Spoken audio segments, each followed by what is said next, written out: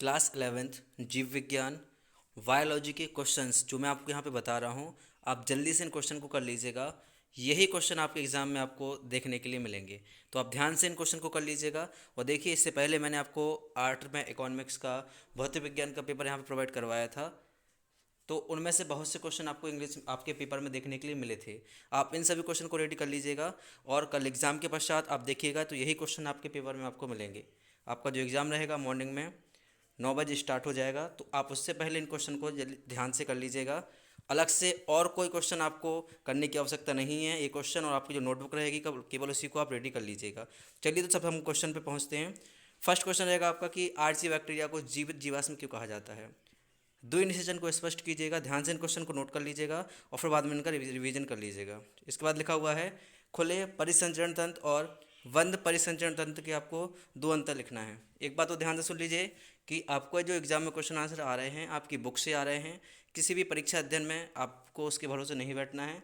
अगर आपने भौतिक विज्ञान का पेपर दिया हो तो देखा होगा कि 11 डेरिवेशन आपके एग्जाम में आई थी।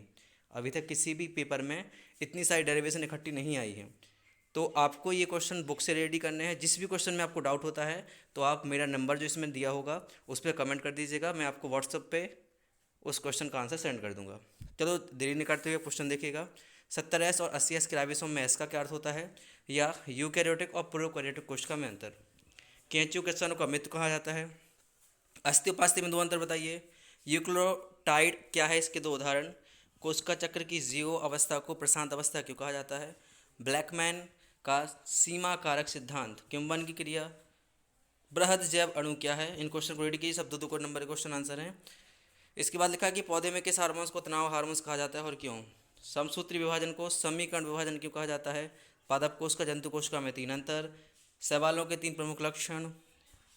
केंद्रक के कार्यों का उल्लेख कीजिए। पादप कोशिका का नामांकित चित्र बनाइएगा। तंत्रिका यानी न्यूरॉन कोशिका का आपको चित्र बनाना है। प्रोटीन के चार कार्य, डीएनए आरएनए में चार अंतर। किम्बन की क्रिया को स्पष्ट करिए। समसूत्री और अर्धसूत्री विभाजन में कोई चार अंतर। C3C4 पौधों में कोई चार अंतर लिखिएगा। ग्लाइकोलाइसिस और क्रेब्स में चार अंतर लिखना है। और बसंतीकरण की प्रक्रिया क्या है। तो इन सभी क्वेश्चन को आप रेडी कर लीजिए। और अगर आप मेरे प्राइवेट टेलीग्राम ग्रुप में ऐड होना चाहते हैं तो अपना मोबाइल नंबर कमेंट कीजिएगा, आपको मैं वहाँ पर ऐड कर लूँगा। और ये आप निश्चिंत रहिए, जो क्वेश्चन मैंने बताए हैं आप इनको रेडी कर लीजिएगा। बहुत ही इंपॉर्टेंट मॉडल पेपर क्वेश्चन है ये क्वेश्चन आपके एग्ज़ाम में आपको देखने के लिए मिल सकते हैं।